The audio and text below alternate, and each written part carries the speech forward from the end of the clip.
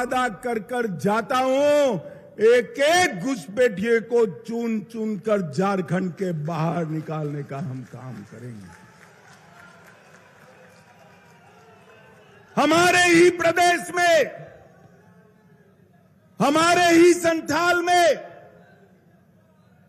हमारे ही प्रदेश में आदिवासियों की जगह एक घुसपैठियों की संख्या बढ़ रही है। हमें इसको रोकना पड़ेगा और ये केवल और केवल भारतीय जनता पार्टी कर सकती है। भाइयों बहनों, नमस्कार, मैं हूं सुधीर पाल और आप देख रहे हैं पंचायत ऑब्जर्वर। साथियों, आज मैं कंफ्यूज हूं। सुख्यात व्यंगकार शरद जोशी के शब्दों में बात करें तो कंफ्यूज आ गया हूं, और कंफ्यूजन की वजह साहेबगंज की वह सभा है जिसमें माननीय गृह मंत्री का बयान आया है। और वो बयान से मुझे लग रहा है कि मेरे कान ठीक तो हैं, मेरे आंख ठीक तो हैं, मैं जो सुन रहा हूं वो वाकई वही बात है और वाकई वही बोल रहे हैं जो देश के माननीय गृह मंत्री हैं। आखिर गृह मंत्री जो देश के आंतरिक सुरक्षा के मामले में सर्वोच्च अथॉरिटी होते हैं, वो साहेबगंज में जनता से गुहार लगा रहे हैं कि विधानसभा चुनाव में बीजेपी को जिता दीजिए तो चुन चुन के बांग्लादेशी घुसपैठियों को संताल परगना की धरती से बाहर भगा देंगे। आखिर गृह मंत्रालय को बांग्लादेशी घुसपैठियों को बाहर करने से कौन रोक रहा है? क्या यह जरूरी है कि राज्य में बीजेपी की सरकार हो तभी बांग्लादेशी घुसपैठियों को बाहर किया जा सकता है? मैं वाकई कंफ्यूज रहा और इसी कंफ्यूजन को दूर करने के लिए मैंने माले के राज्य सचिव मनोज भक्त से बात की। सुनिए क्या कहते हैं। वो कह रहे हैं कि उनकी सरकार बनेगी तो बांग्लादेशियों को चुन चुन करके वो निकाला जाएगा।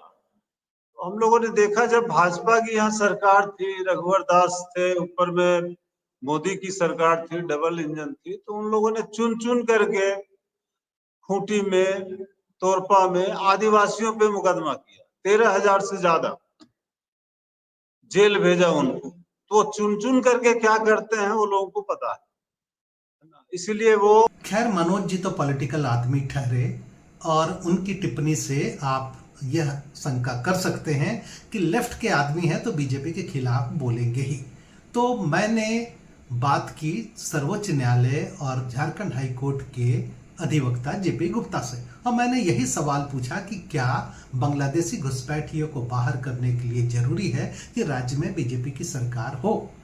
फिर मैंने आगे जानना चाहा कि क्या यह कानूनी बाध्यता है कि राज्य सरकार के बिना केंद्र का गृह मंत्रालय बांग्लादेशी घुसपैठियों को बाहर नहीं कर सकता है। मैंने जानने की कोशिश की कि आखिर कानून क्या कहता है और गृह मंत्रालय के प्रोटोकॉल क्या कहते हैं और उनका अधिकार क्षेत्र क्या है। सुनिए डॉक्टर जेपी गुप्ता को। 50 साल से ये कानून बना हुआ है जी, जो फॉरेनर्स रह रहे हैं जी, उनको डिटेक्ट करना और उनके बारे में रिपोर्ट करके उनको थाना में उनका ये डिटेल देना। ये सीआईडी की एक ब्रांच है, सेंट्रल विजिलेंस का भी एक ब्रांच है जो यही काम करता है। आप ये सभी पुलिस हेडक्वार्टर्स में जो डिस्ट्रिक्ट हेडक्वार्टर्स है या स्टेट का हेडक्वार्टर्स है, उसका एक अलग विंग ही है ये जी, जो इस सारे रिपोर्टिंग को ये करके इनको सेंट्रल गवर्नमेंट को भेजना पड़ता है। इसलिए ये जो बात वो करे बिल्कुल गलत, झूठा बात है और अपनी अक्षमता को जाहिर कर रहे हैं। संयोग देखिए कि जब साहेबगंज के भोगनाडीह में परिवर्तन यात्रा को गृह मंत्री अमित शाह संबोधित कर रहे थे तो उसी मंच पर असम के मुख्यमंत्री और झारखंड के चुनाव प्रभारी हेमंत बिस्व शर्मा भी मंच साझा कर रहे थे। और जब अमित शाह कह रहे थे कि बांग्लादेशी घुसपैठियों को हटाने के लिए जरूरी है कि झारखंड विधानसभा के चुनाव में बीजेपी को जिताया जाए, और बिना जिताए हुए ऐसा लग रहा था कि बिना राज्य में सरकार बने बांग्लादेशी घुसपैठियों को हटाया नहीं जा सकता है। तो इससे बड़ी विडंबना क्या होगी कि असम, जिसके बारे गृह मंत्रालय का खुद का आंकड़ा है कि 1.5 लाख से ज्यादा बांग्लादेशी घुसपैठिए हैं, और वहां के मुख्यमंत्री हेमंत बिस्व शर्मा पिछले कई सालों से केवल बात बना रहे हैं, लेकिन बांग्लादेशी घुसपैठियों को आज तक वहां से बाहर नहीं किया जा सका है।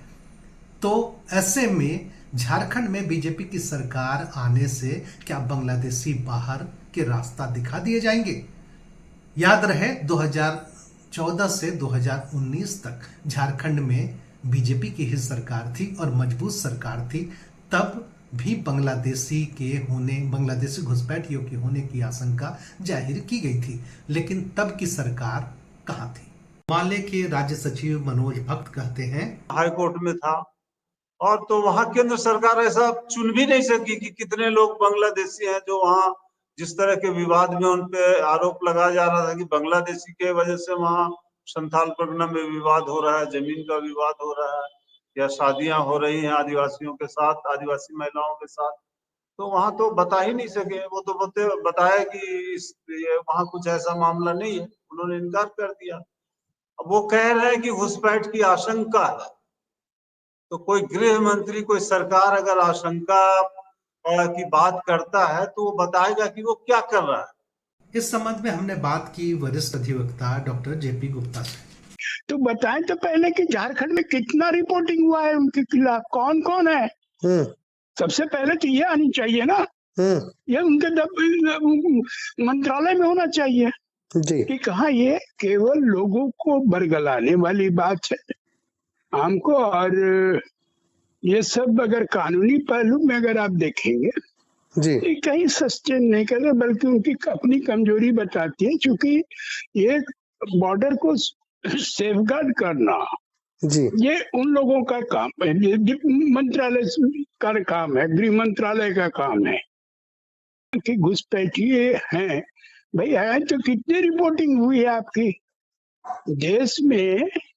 आप जो है आपको आप व्यवस्था में लगे, पूरा व्यवस्था आपके अंडर में है जी, और उसके लिए अलग महकमा है। तो आप बताइए तो पहले जनता को कि कितना, कहाँ पर, किस जिला में, किस मोहल्ले में कितना लोग आए हैं बाहर से, ये हमारा जानने का अधिकार है या नहीं? झारखंड में बांग्लादेशी घुसपैठियों का मसला एक फुटबॉल मैच की तरह हो गया है। हर लोग फुटबॉल को किक कर रहा है। संसद में निशिकांत दुबे कहते हैं, बांग्लादेशी घुसपैठियों की स्थिति यह हो गई है कि संताल परगना का डेमोग्राफी बदल गया है। राज्य सरकार हाईकोर्ट में कहती है कि बांग्लादेशी घुसपैठियों का कहीं नामो निशान नहीं है, और हाईकोर्ट के पास हलफनामा दायर करके केंद्र सरकार भी राज्य सरकार की बात पर मुहर लगाती है कि हमारे संज्ञान में बांग्लादेशी घुसपैठियों की कोई बात नहीं है। लेकिन जब सड़क पर बात आती है, जब चुनाव की बात आती है, तो वही गृह मंत्रालय के सर्वोच्च अधिकारी, सर्वोच्च नेता, गृह मंत्री माननीय अमित शाह भी कहने से नहीं चूकते हैं कि संताल परगना में बांग्लादेशी घुसपैठियों को चुन चुन कर बाहर निकालेंगे। आखिर बांग्लादेशी घुसपैठिए सरकारी आंकड़ों में संताल परगना में है ही नहीं, तो अमित शाह जी किस घुसपैठियों को बाहर करने की बात कर रहे हैं? भूमि हमारे आदिवासियों की है या रोहिंग्या बांग्लादेशी घुसपैठियों की है? जोर से बोलो, आदिवासियों की है या नहीं है? अरे जोर से बोलो, है या नहीं है? इसको बचाना है या नहीं बचाना है? क्या हेमंत बाबू बचा सकते हैं? कांग्रेस पार्टी बचा सकती है? कौन बचा सकता है?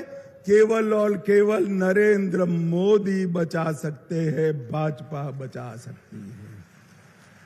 माले के राज्य सचिव मनोज भक्त कहते हैं, आप अगर पिछला लोकसभा का परिणाम आप देखिए तो बहुत स्पष्ट है कि आदिवासियों ने एक तरह से बिल्कुल इनकार कर दिया है भाजपा को कोई भी जगह देने के लिए, बिल्कुल इनकार कर दिया है। उनके सामने कोई रास्ता नहीं दिखता है, इनके सामने आदिवासी अंचलों में कोई रास्ता नहीं दिखता है। ये उन्हीं पुराने तरीकों को, जैसे ये सामान्य इलाकों में हिंदू मुस्लिम करके, सांप्रदायिक जुमलों को उछाल करके, सांप्रदायिक अफवाहबाजी करके सफलता हासिल करते हैं। वो चाहते हैं कि आदिवासी अंचलों में उसी तरह से किया जाए, है ना। ये इस संबंध में हमने बात की वरिष्ठ अधिवक्ता डॉक्टर जेपी गुप्ता से। ये उनकी मंशा है। मैं जिससे कि जो फंडामेंटलिस्ट हैं, हिंदू हो चाहे मुसलमान है, जो फंडामेंटलिस्ट हैं और जिनका काम है र्यूमर फैलाना और र्यूमर से और ये से उसका फायदा उठाना, तो वो चीज उसमें वो कुछ फ्यूल डालने का काम कर रहे हैं, लोगों को उस तरह से ऑर्गेनाइज कर रहे हैं, भड़का रहे हैं, और कुछ नहीं है इसके पीछे। क्या वाकई संताल परगना की स्थिति इतनी नाजुक हो गई है? क्या वाकई बांग्लादेशी घुसपैठियां संताल परगना में है, या महज एक राजनीतिक प्रोपेगेंडा है जो आने वाले विधानसभा चुनाव के जैसे जैसे विधानसभा चुनाव की तरफ राज बढ़ेगा ये प्रोपेगेंडा और तेज होगा? आंकड़ों की लिहाज से अगर बात करें तो संताल परगना के विधानसभा कंस्टिट्यूंसी की हालत यह है कि वहां किसी भी पार्टी को जीतने के लिए जरूरी है कि आदिवासी और मुसलमानों का वोट मिले। दुमका को छोड़कर बाकी 5 जिले संताल परगना के जो हैं वहां मुसलमानों की जनसंख्या 20% से ज्यादा है।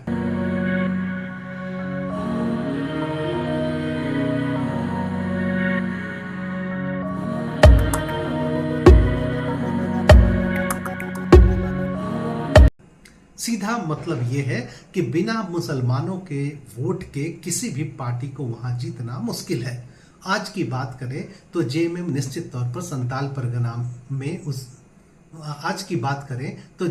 संताल परगना में बहुत मजबूत स्थिति में है, क्योंकि आदिवासी और मुसलमान दोनों का वोट जेएमएम के पास है। ऐसी स्थिति में बीजेपी को अगर सेंगमारी करनी है तो उसके लिए जरूरी है कि वो एक ध्रुवीकरण की राजनीति को आगे बढ़ाए, और इसी ध्रुवीकरण की राजनीति का हिस्सा है बीजेपी का यह राजनीतिक प्रोपेगेंडा, जिसको हम बांग्लादेशी घुसपैठिए के मुद्दे के तौर पर प्रचारित किया जा रहा है। लेकिन वो यहाँ केवल इसका सांप्रदायिक उन्माद की एक तैयारी हो, एक पोलराइजेशन हो, एक किसी तरह से ध्रुवीकरण हो, ये इनका मुख्य लगता है निशाना है, लक्ष्य। आपने गृह मंत्री अमित शाह जी को सुना। आखिर डेमोग्राफी का सच संताल परगना में क्या है, देखिए यह रिपोर्ट।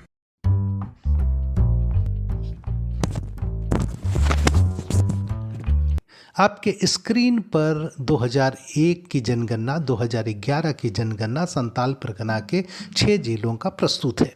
इसको अगर आप देखेंगे तो 2001 में जहां संताल परगना की आबादी 56,02,365 थी, उसमें आदिवासियों की आबादी 16,75,419 यानी 29.90। 2011 में जहां कुल आबादी संताल परगना के 6 जिले देवघर, गोड्डा, साहिबगंज, जामताड़ा, पाकुड़ और दुमका की 69,69,097 थी, वहीं आदिवासियों की आबादी 2001 की जनगणना के हिसाब से 19,59,133 यानी 28.11%। अगर 2001 से 2011 को कंपेयर करें, तुलना करें, तो हम देखेंगे कि महज 1.79% आबादी शेड्यूल्ड ट्राइब्स की या अनुसूचित जनजाति की घटी है। आगे स्क्रीन पर आपको और भी आंकड़े देखेंगे, आप खुद समझदार हैं, इन आंकड़ों को देखें, समझें और खुद तय करें कि निशिकांत जी जो संसद से सड़क तक बोल रहे हैं या बीजेपी के लोग जो संसद से सड़क पर बोल रहे हैं वो कितना सच है।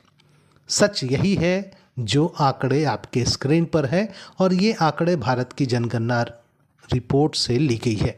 भारत की जनगणना 1991, 2001 और 2011 संताल परगना के 6 जिलों के आंकड़े आपके पास हैं। तय आपको करना है कि जो आंकड़े आपके सामने बताए जा रहे हैं उन आंकड़ों पर आपको भरोसा करना है या नहीं।